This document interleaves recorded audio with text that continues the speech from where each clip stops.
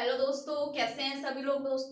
दोस्तों आज हम बात करेंगे पेपर 5 पर। और पेपर 5 में हमारा टॉपिक रहेगा importance of principles of psychology for the educators of children with disability. ठीक है दोस्तों, तो क्या है हमारा टॉपिक, विशेष आवश्यकता वाले बच्चों के शिक्षकों के लिए मनोविज्ञान का क्या महत्व है या मनोविज्ञान क्यों उपयोगी है। दोस्तों हमारे डीएड एग्जाम में पूछ सकता है आपसे कि जो मनोविज्ञान है वह शिक्षकों के लिए महत्वपूर्ण क्यों है या क्यों शिक्षकों को मनोविज्ञान का ज्ञान होना चाहिए।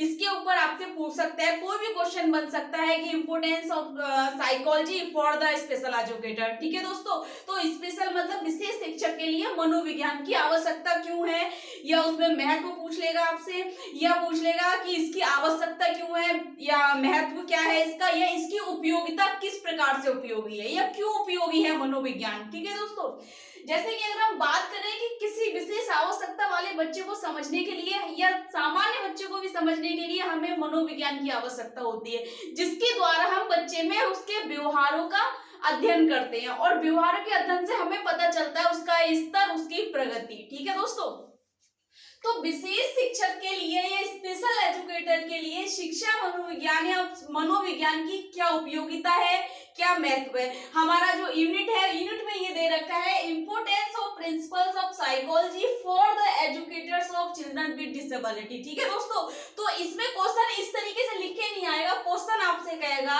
Importance of psychology for the special educator, इतना सा आएगा, या फिर कह देगा कि importance of principles of psychology या for the educators children with disability अगर नहीं भी लिख के आए, ठीक है, कोई दिक्कत नहीं है, तो कोई ज्यादा परेशान होने वाली बात नहीं है। चलिए हम बता देते हैं, चाहे वो उपयोगिता पूछे इसकी या महत्व पूछे या आवश्यकता, कुछ भी पूछ सकता है, तीनों में आपने यही करना है। तो दोस्तों बहुत ज्यादा मोस्ट इंपोर्टेंट टॉपिक है ये।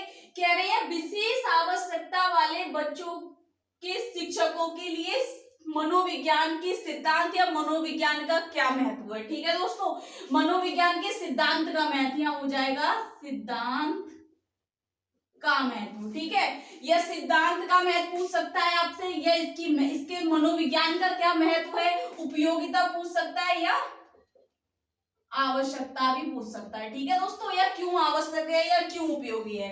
तो दोस्तों हमें सबसे पहले ये देखना है कि विशेष बच्चे को समझने के लिए, जो विशेष आवश्यकता वाला बच्चे है, स्पेशल नीड चिल्ड्रन कह रहे हैं, चिल्ड्रन विद डिसेबिलिटी, या जो बच्चा दिव्यांग है उस व्यक्ति को हमें समझने के लिए मनोविज्ञान की आवश्यकता होती है।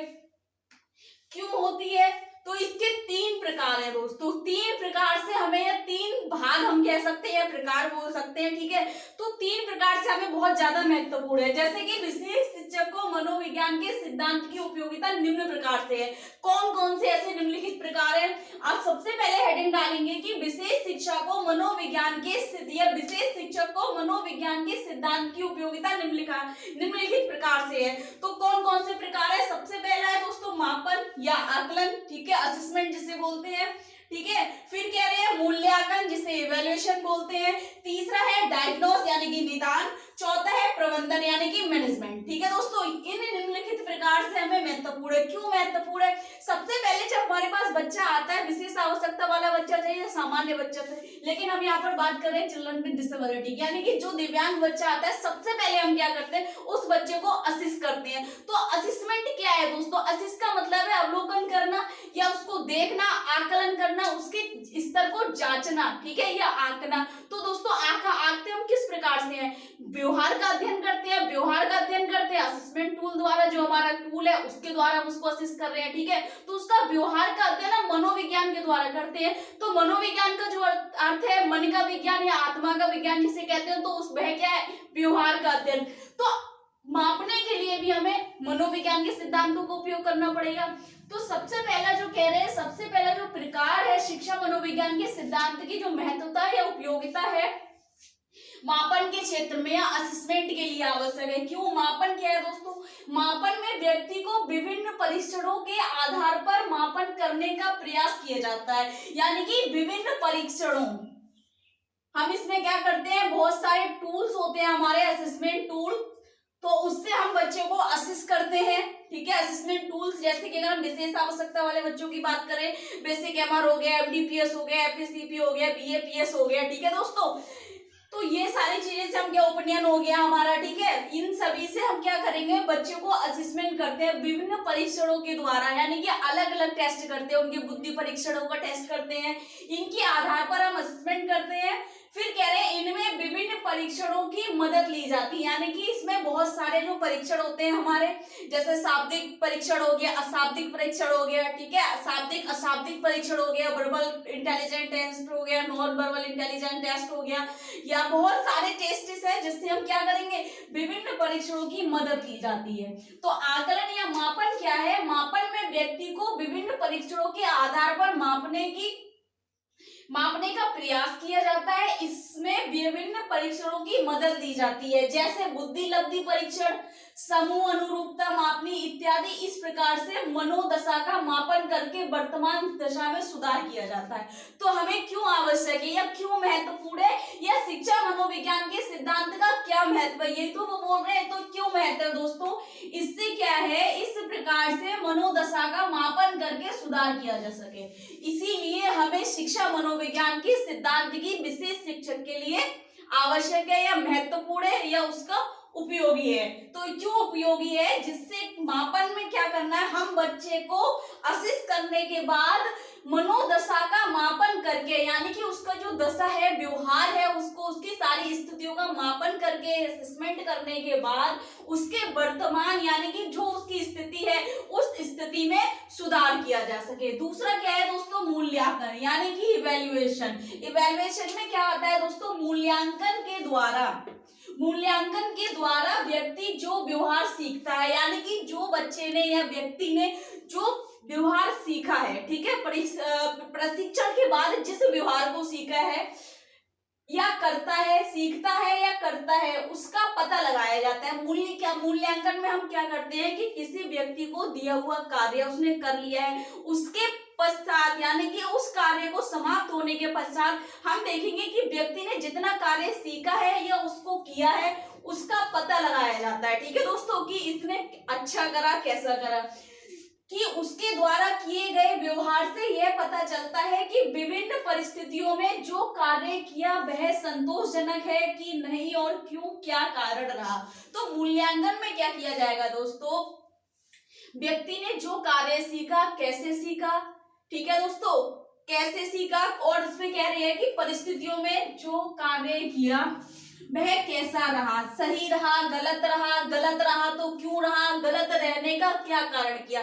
तो इस सभी से क्या है, मूल्यांकन में हमने देखना है कि बच्चा जो कर रहा है वह कैसे कर रहा है, कैसे सीख रहा है, अगर नहीं सीख रहा है तो क्यों नहीं सीख रहा है, उसके सामने कठिनाइयां आ रही है तो क्यों आ रही है, ठीक है दोस्तों। तो मूल्यांकन विशेष आवश्यकता वाले व्यक्ति को पता होना चाहिए मूल्यांकन क्या है। मूल्यांकन के द्वारा जो व्यक्ति व्यवहार सीखता है या करता है उसका पता लगाया जाता है, कि उसके द्वारा किए गए व्यवहार से ये पता चलता है कि विभिन्न परिस्थितियों में जो कार्य किया गया है वह संतोषजनक है कि नहीं है, क्यों, क्या कारण हो रहा है या क्या कारण हुआ जो कि संतोषजनक नहीं रहा, ठीक है।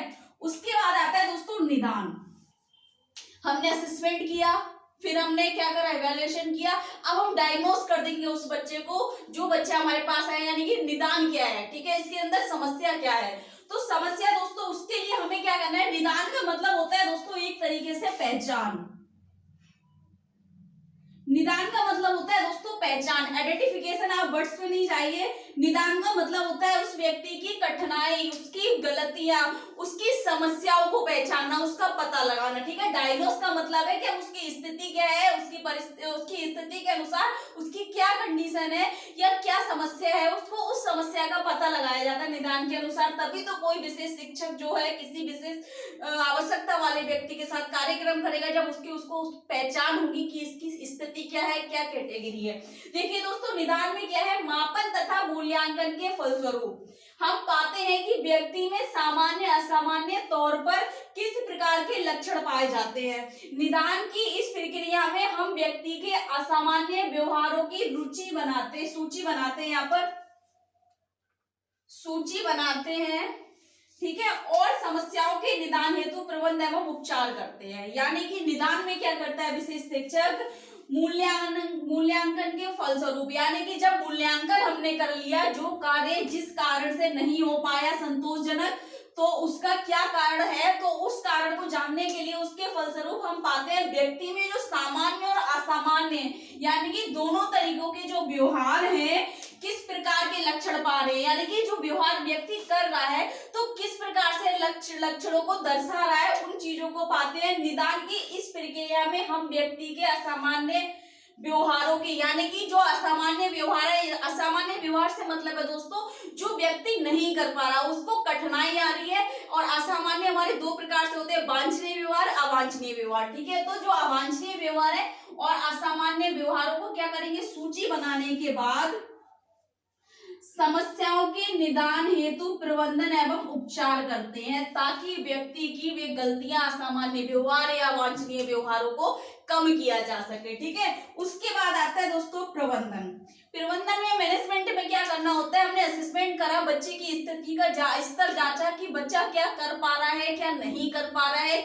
ठीक है, उसके बाद हमने मूल्यांकन करा, प्रशिक्षण देने के बाद। अब मूल्यांकन में क्या हुआ दोस्तों, मूल्यांकन में बच्चे ने जो सीखा किस हद तक सीखा और कैसे सीखा, और जो नहीं सीखा वो क्यों नहीं सीखा, उसका कारण का पता लगाया। उसके बाद हमने निदान किया, उसका जो कारण था हमने उसकी पहचान की, पहचान करने के बाद हमने क्या करा, उसकी सूची बनाकर उसका उपचार किया, यानी कि उस गलती को, उस समस्या को हमने दूर किया, उसका उपचार किया, समस्या समाधान किया। अब हमने प्रबंधन में क्या करना है दोस्तों, आगे मैनेजमेंट जो आएगा, प्रबंधन निदान की प्रक्रिया को देखते हुए किया जाता है। यानी कि निदान की प्रक्रिया को क्यों देखते हुए किया जाता है, बच्चे के साथ जो असामान्य व्यवहार है, जो सूची बनाई है, उस सूची को ध्यान में रखकर किया जाता है, एवं उपचार हेतु कार्यक्रम योजना बनाकर कार्य लागू किया जाता है। यानी कि प्रबंधन में क्या करना है, डायग्नोस के अकॉर्डिंग उसकी जो स्थिति है, उसकी जो समस्याएं हैं, उन समस्याओं पे अध्ययन करने के बाद उस बच्चे के साथ उपचार हेतु कार्यक्रम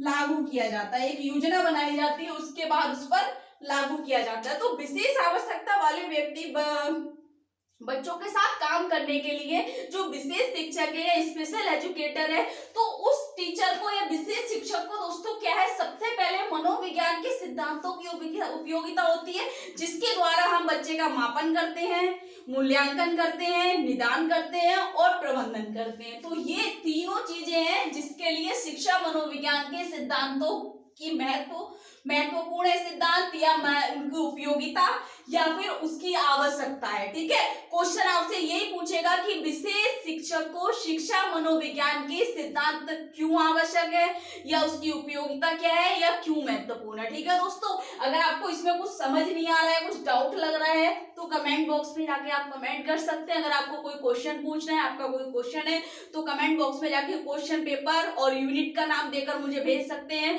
ज्यादा से ज्यादा वीडियो लाइक करो दोस्तों, शेयर कर दो और बेल आइकन को प्रेस कर दो, ताकि हर आने वाली वीडियो आप तक पहुंच जाए। दोस्तों एकदम बहुत बढ़िया आपकी डीएड की तैयारी चल रही है और बहुत अच्छी तरीके से सारे टॉपिक क्लियर कराए जाएंगे। और देखना, आपको अगर एग्जाम में मेरे जो टॉपिक जो मैं आपको करा रही हूँ, ऐसा नहीं है मैं बस सिलेबस कवर कर रही हूँ, मैं आपको बस मोस्ट इंपोर्टेंट टॉपिक करा रही हूँ दोस्तों। तो ज्यादा से ज्यादा वीडियो लाइक कर दो। Thank you so much.